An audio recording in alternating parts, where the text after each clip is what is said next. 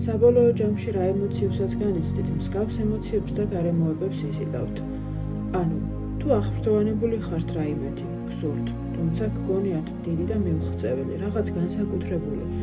ანუ აფანატებთ ამ ყველაფერზე მარტივად რომ თქვათ, ვინმეზე ან რაიმეზე, ან ძალიან მიწებებული ხართ და გეეჭვება დასრულებად თუ არა. ანუ რასაც განიცდით იმ მომენტში, რა შეგრძნებებსაც აფრქვევთ სამყაროში, იგივე შეგრძნებებს, იგივე გარემოებებს, მსგავს ემოციებს, სიტუაციებს მოიზიდავთ.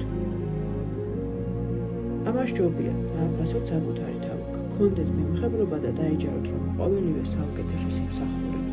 რატომაც არა? მიიღეთ საკუთარი სურვილები როგორც ბუნებრივი თქვენი ნაწილი. დაიჯეროთ, რომ საუკეთესოს იმსახურებთ და უფრო მარტივად ასრულდება თქვენი სურვილი.